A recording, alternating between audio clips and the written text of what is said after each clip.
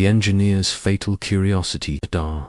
Sarah Chen pressed her palm against the cool metal wall of Sector 7, feeling the subtle vibrations that ran through the Zephyrian research station like a mechanical heartbeat.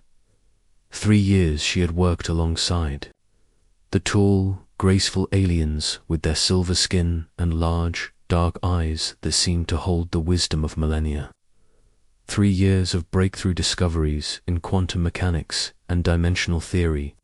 3 years of being the only human on a station that housed over 200 Zephyrians. And in all that time, she had never seen them afraid until today. The sealed hatch sat in the deepest part of the station, in a corridor that most Zephorians avoided.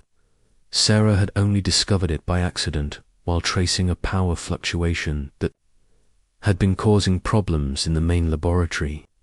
The hatch itself was unremarkable at first glance, just another maintenance access in a station full of them. But this one was different. This one had been welded shut with some kind of metallic compound that her scanner couldn't identify. More importantly, this one made every Zephirian who saw it go very, very quiet. "Dr. Chen," came the melodic voice of Kethnel, her closest colleague among the station's research team. The Zephirian's usual warm greeting was replaced by something Sarah had never heard before in their voice. "Worry, you should not be in this sector." Sarah turned from where she crouched beside the hatch, her engineering scanner still humming as it attempted to penetrate the mysterious seal. "Keth, I'm just trying to trace this power drain. My readings show significant energy consumption coming from behind this access panel, but it's been sealed shut. Do you know why?" The 7-foot-tall alien moved with fluid grace down the corridor, but Sarah noticed how they gave the hatch a wide berth, as if it might suddenly spring open. Kethnel's large eyes, normally a warm amber color, had darkened to nearly black. "Some doors should remain closed, Dr. Chen. This is one such door." Sarah stood, brushing dust from her blue engineering coveralls. "That's not really an answer. Keth, if there's malfunctioning equipment behind there, it could be dangerous. The power drain alone suggests something significant is running on the other side." "Yes," Kethnel said quietly. "Something significant indeed." The way they said it sent a chill down Sarah's spine. In 3 years of working together, Kethnel had never been evasive with her. The Zephirians prided themselves on their direct communication and logical thinking. This sudden reluctance to discuss a simple maintenance issue was completely out of character. "Keth, what aren't you telling me?" The Zephirian was quiet for a long moment, their dark eyes fixed on the sealed hatch. When they finally spoke, their voice was barely above a whisper. "There are things in this universe, Dr. Chen, that exist best when forgotten. This is one such thing." Before Sarah could respond, Kethnel turned and glided away with surprising speed, leaving her alone in the dimly lit corridor with more questions than answers. That night, Sarah couldn't sleep. She lay in her small quarters, staring at the ceiling, while her mind raced. The power drain was getting worse, affecting critical systems throughout the station. As the chief engineer, it was her responsibility to fix it. But more than that, her curiosity was eating at her like acid. What could possibly be behind that hatch that would make an entire species of logical, scientific beings refuse to discuss it? She had tried approaching other Zephirians throughout the day, but the results were always the same. The moment she mentioned Sector 7 or the sealed hatch, they would find urgent business elsewhere.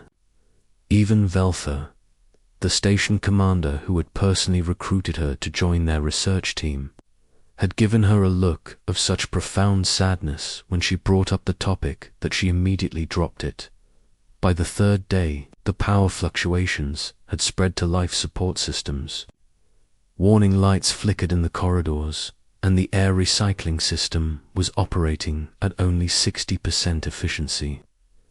Sarah presented her findings to the morning briefing, showing clear evidence that the drain originated from behind the sealed hatch in Sector 7. The solution is simple, she concluded, standing before the assembled research team. We open the hatch, identify the malfunctioning equipment, and repair it. The silence that followed was deafening.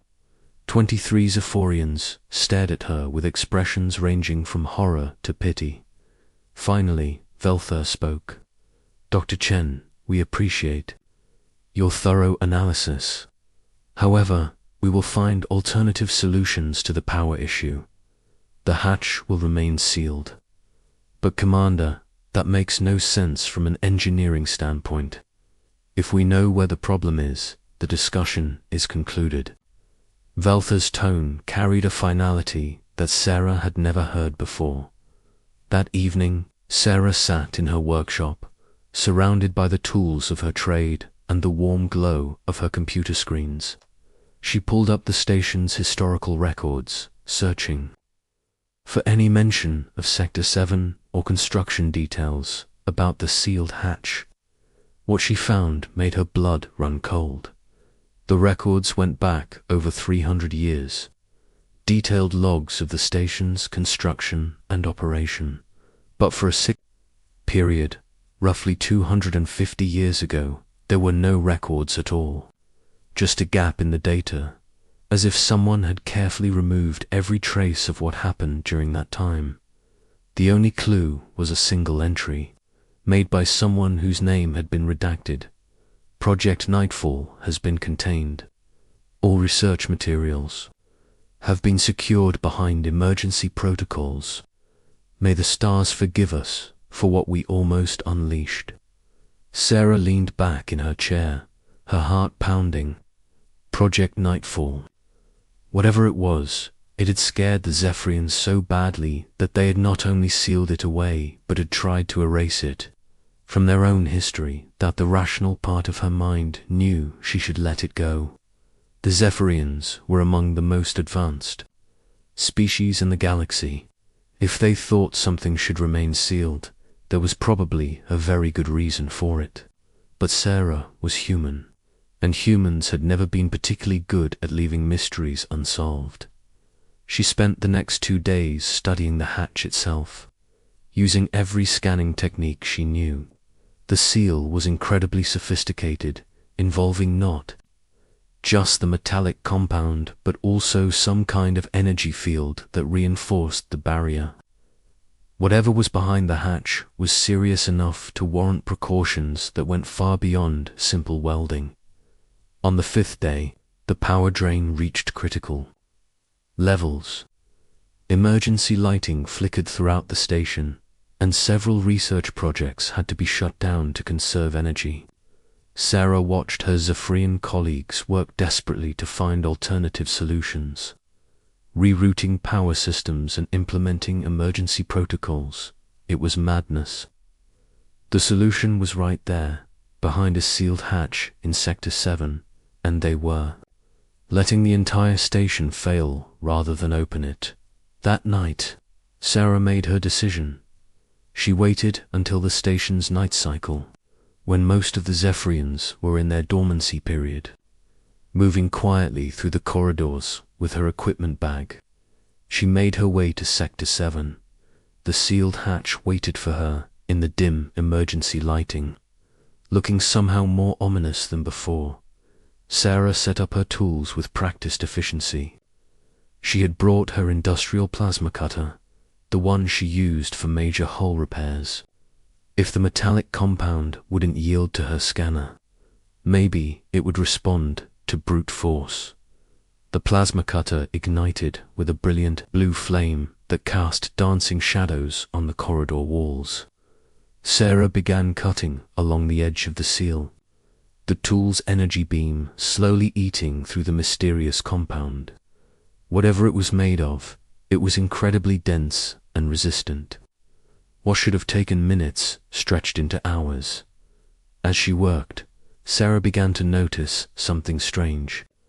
Despite the fact that she was using a tool hot enough to cut through starship armor, the sealed hatch remained cool to the touch. More disturbing, she could swear she heard something from the other side. Not a mechanical sound, but something almost organic. A rhythmic pulsing, like a heartbeat magnified 1,000 times. By the time she had cut through 70% of the seal, Sarah was having serious second thoughts. The rational part of her mind was screaming warnings, but her human curiosity drove her forward. She had come too far to stop now. The final section of the seal gave way with a sound like breaking glass. The hatch, no longer held closed by the mysterious compound, swung slowly inward on silent hinges. Beyond it lay not the maintenance room Sarah had expected, but a chamber that defied immediate comprehension. The space was vast, far larger than should have been possible given the station's layout. The walls curved away into shadows, and the air itself seemed to shimmer with an oily, iridescent quality. In the center of the chamber sat a structure that made Sarah's eyes water to look at directly. It was geometric and organic at the same time, pulsing with that heartbeat rhythm she had heard through the seal. But it was the smell that hit her first. Not unpleasant, exactly, but wrong in a way that made her stomach churn. It was the smell of deep space and dying stars and something else, something that human senses weren't designed to process. Sarah stepped into the chamber, her flashlight beam seeming to be absorbed by the strange atmosphere. The structure in the center was beautiful in an alien way, like a crystal flower the size of a small building. As she approached, she could see that it was covered in symbols that hurt to look at, writing in a language that predated known civilization. That's when she noticed the bodies, asterisk. They were arranged in a perfect circle around the central structure, dozens of them. Not Zephyrian bodies, but something else entirely. Tall and spindly, with elongated skulls and 6 arms that ended in delicate, tentacle-like fingers. They had been there for a very long time, but they showed no signs of decay. Instead, they looked almost peaceful, as if they had simply laid down to sleep. Sarah's hands trembled as she raised her scanner, trying to make sense of what she was seeing. The readings were impossible. The structure was generating massive amounts of energy, but not in any spectrum she recognized. More disturbing, her biological scanner was detecting life signs from the bodies. Faint, but unmistakable. They weren't dead. They were sleeping as Sarah stood, frozen in the chamber, trying to process what she had discovered. The pulsing rhythm of the central structure began to change. The heartbeat that had been slow and steady suddenly quickened, as if responding to her presence. The sleeping figures began to stir. Sarah ran. She stumbled back through the hatch and into the corridor, her heart hammering against her ribs. Behind her, she could hear sounds that made her skin crawl. Not the sounds of awakening sleepers, but something far worse. The sound of reality itself being torn apart and rebuilt. The station's emergency alarms began to wail as Sarah sprinted through the corridors toward the command center. Whatever she had awakened was already affecting the station's systems. Lights flickered and died, then blazed back to life in colors that shouldn't exist. The air itself seemed to thicken, taking on that same oily quality she had noticed in the chamber. She burst into the command center to find chaos. Zephyrians moved with panicked efficiency, their usual calm shattered. Display screens showed impossible readings from throughout the station. Gravity was fluctuating in random sectors. Atmospheric composition was changing. Most terrifying of all, the station's sensors were detecting new spatial dimensions that mathematics said couldn't exist. V.E. Elthar turned as Sarah entered, their large eyes wide with what could only be described as terror. "Dr. Chen," they said, their voice barely controlled, "please tell me you did not open the seal." Sarah could only nod, too winded and frightened to speak. The Zephyrian commander closed their eyes in what looked like despair. "Then may the stars have mercy on us all. You have awakened the architects." What humanity was never meant to find the word architects hung in the air like a death sentence. Sarah had never heard the term before, but the way every Zephyrian in the command center reacted to it told her everything she needed to know. These beings, whatever they were, represented something so terrible that an entire species had chosen to forget them rather than face them. "I don't understand," Sarah said, her voice hoarse from running and fear. "What are the architects? Why? Were they sealed away?" Velthair moved to the central display, their long fingers dancing over controls with desperate precision. The screen showed a three-dimensional map of the station, but it was wrong. Sectors that should have been separate were now connected by impossible geometries. Corridors bent back on themselves in ways that defied physics. "The architects," Velthar said, without looking away from their work, "are what your species might call the universe's original inhabitants. They existed before matter learned to dance with energy, before the first stars ignited. They are not from our reality, Dr. Chen. They are the builders of reality itself." On the display, Sarah could see that the distortions were spreading outward from Sector 7 like ripples in a pond. But these ripples were rewriting the fundamental laws of physics as they expanded.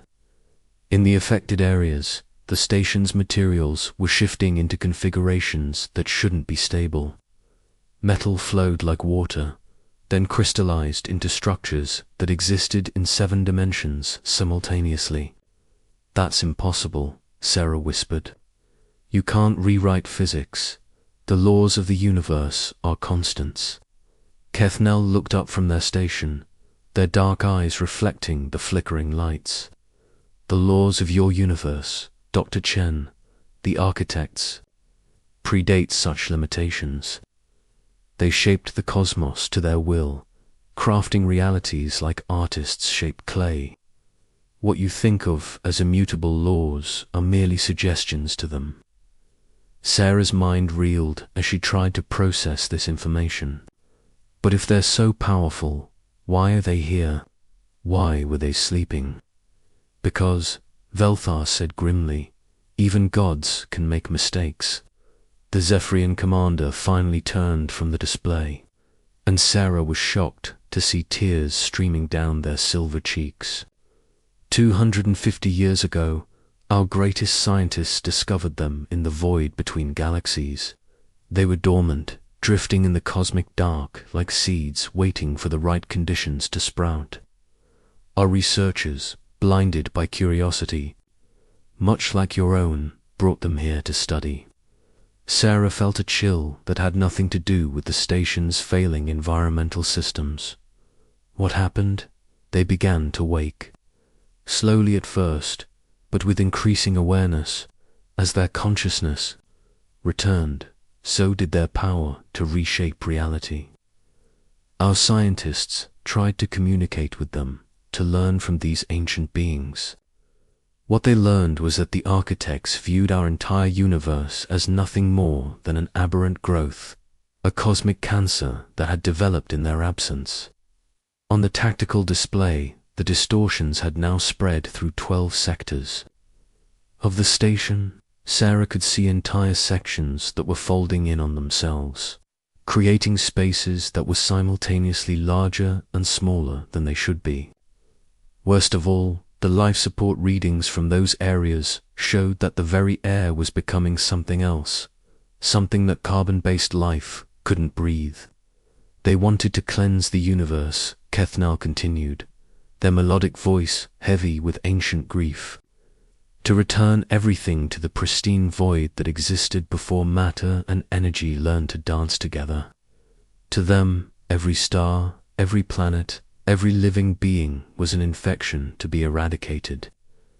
Sarah stared at the spreading chaos on the display. So you sealed them away? At great cost, Veltha nodded. It required the sacrifice of our entire research team. They willingly entered a state of quantum entanglement with the architects, using their own life force to force the ancient beings back into dormancy. The seal was not just physical, Dr. Chen. It was metaphysical, powered by the continuous sacrifice of those volunteers. They have been dreaming the architects to sleep for 2.5 centuries.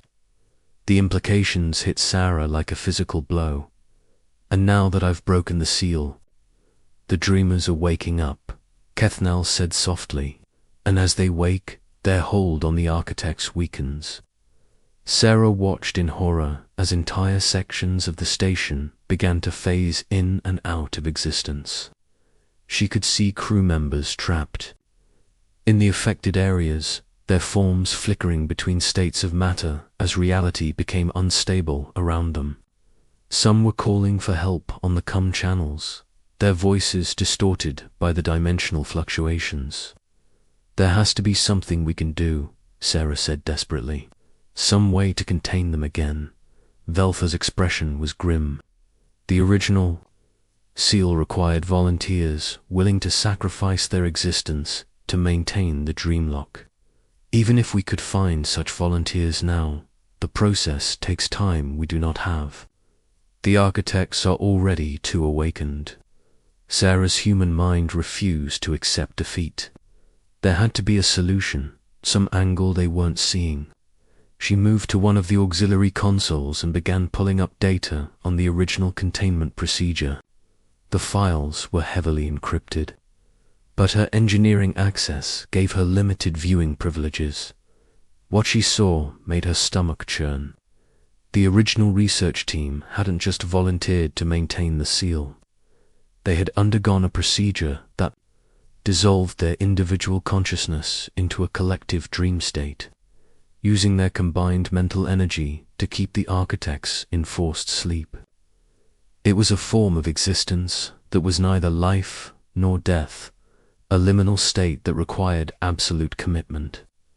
The quantum entanglement process, Sarah said, studying the data. It requires matching neural patterns to create the dreamlock. That's why only the original research team could maintain it. Correct, Veltha replied. Their sacrifice was specific to their individual brain structures. No one else can replace them in the dream. Sarah frowned, her engineering mind working through the problem like she would any technical challenge. But what if we don't need to replace them? What if we could strengthen their existing dream? Both Sephorians looked at her with expressions of confusion. Dr. Chen, the dreamers have been maintaining the lock for over 2 centuries. They are at the limits of their endurance. We cannot ask more of them. Not more, Sarah said, her excitement growing as the solution crystallized in her mind. Different. Humans don't dream the same way Zephyrians do. Our neural patterns are chaotic, unpredictable. What if that chaos could reinforce the dreamlock instead of maintaining it? Kethnal's eyes widened with understanding, a harmonic dissonance. Your chaotic dream patterns could create interference in the architect's awakening process. But Dr. Chen, Veltha said quietly, the process would be irreversible. Once you enter the quantum entanglement, you cannot return. You would join the dreamers in their eternal vigil. Sarah looked at the tactical display, where nearly half the station was now consumed by impossible geometries. She could hear screams over the comm channels as crew members were caught in areas where the laws of physics no longer applied. Some voices were already distorting as the speakers were transformed into something no longer quite human or Zephyrian. How long do we have? She asked, At the current rate of expansion, the distortions will consume the entire station within 1 hour, Velthar calculated. Once that happens, the architects will be fully awakened. From here, they could reshape reality throughout this entire star system within days. Sarah closed her eyes, thinking of Earth, of humanity's colonies scattered across known space. If the architects viewed all matter-based life as a cancer to be eradicated, her species wouldn't even have a chance to fight back. They would simply cease to exist as reality was rewritten around them. Tell me what I need to do. The quantum entanglement chamber was located in the deepest part of the station, beyond even Sector 7. As they hurried through corridors that were becoming increasingly unstable, Sarah tried not to think about what she was about to sacrifice. Her career, her future, her very existence as an individual consciousness. The chamber itself was surprisingly simple. A curved alcove lined with crystalline structures that hummed with contained energy. At the center was a chair that looked more like a throne, covered in neural interface cables and monitoring equipment. The process is not painful, Kethnal assured her, as they began connecting the neural interfaces. You will feel your consciousness expanding, joining with the dream collective. Your individual thoughts will become part of something larger. Sarah tried to smile as the cold metal of the neural crown settled onto her forehead. Will I still be me? In a sense, Velthar said gently. You will be Sarah Chen, but you will also be every dreamer who has ever held this vigil. Your memories will become their memories.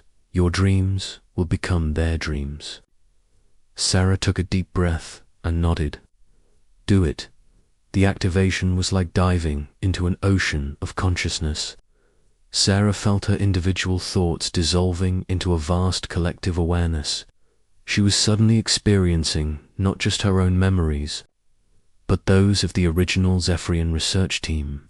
She felt their wonder at discovering the architects, their horror at learning the truth, and their noble sacrifice to save the universe. But she brought something new to the Dream Collective. Human chaos, human unpredictability. Where the Zephyrian dreamers had maintained the lock through disciplined meditation and logical thought patterns, Sarah introduced the beautiful disorder of human creativity. She dreamed of Earth's chaotic weather systems, of jazz music with its improvised complexity, of human laughter that could switch to tears without warning. She dreamed of love and war and art and mathematics, all the glorious contradictions that made humanity unique. The effect on the architects was immediate. Their awakening process, which had been steadily accelerating, suddenly became confused and erratic.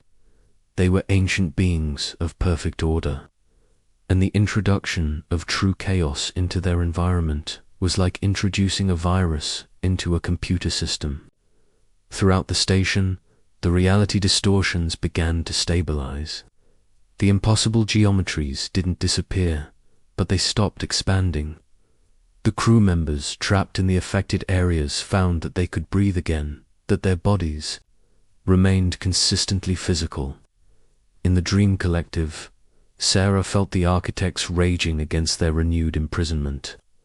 They were beings of immense power and intelligence, but they were also creatures of absolute order. They couldn't comprehend the chaotic patterns that Sarah's human mind brought to the dreamlock. Years passed in the dream space, though only hours passed in the physical world. Sarah learned to navigate the collective consciousness, adding her human chaos to the Zephyrian order in perfect balance. The architects remained contained, but not silenced. She could feel their presence like a dark star at the edge of awareness, waiting for any weakness in the dream that might allow them to break free. But Sarah was human, and humans had never been good at giving up. Every time the architects found a pattern in the dreamlock, she introduced a new form of chaos. Every time they adapted to her thoughts, she changed the rules. It was an eternal game of chess, where the stakes were the existence of all matter-based life in the universe. In the physical world, the station became a place of legend. The reality distortions in the affected sectors never fully healed, creating areas where the laws of physics remained permanently altered. The Zephyrians learned to work around these anomalies, turning them into research opportunities that advanced their understanding of dimensional mechanics by centuries. Veltha often visited the quantum entanglement chamber, speaking to the silent figure in the throne-like chair. Sarah's body remained physically present but completely unresponsive. Her consciousness fully merged with the dream collective. The Zephyrian commander would tell her about developments in the galaxy, about humanity's continued expansion into space, about the scientific discoveries that her sacrifice had made possible. Dr. Chen Velfar said during one such visit, "I hope you know that your species has become legends among my people. The humans who refuse to accept the impossible, who find solutions where none should exist. You taught us that sometimes the greatest strength comes not from order and logic, but from the beautiful chaos of an undisciplined mind." In the dream collective, Sarah smiled. She was no longer just Sarah Chen, the engineer who had opened a door that should have remained sealed. She was part of something larger now, a guardian standing watch against forces that would unmake the universe itself. And she was not alone. The original Zephyrian dreamers welcomed her not as an intruder, but as a necessary addition to their vigil. Together, they held the line against chaos that would end all chaos, order that would destroy all order. In the end, it was the most human thing of all. Sarah Chen had found a problem that couldn't be solved with conventional thinking, so she had become something unconventional. She had become the chaos that saved the cosmos, the disorder that preserved order. The architects still dream in their prison of contradictions, and Sarah dreams with them, keeping them locked away with the beautiful impossibility of human thought. And somewhere in the vast reaches of space, humanity continues to explore and discover and create, never knowing that their continued existence depends on one engineer's willingness to become more than human. The sealed hatch in Sector 7 remains open, but it no longer leads to a chamber of awakening ancient gods. Now it leads to something far more dangerous to the architects. It leads to the dreams of a species that has never learned when to stop asking questions. And in those dreams, Sarah Chen keeps watch, ensuring that some doors, once opened, can never be closed again.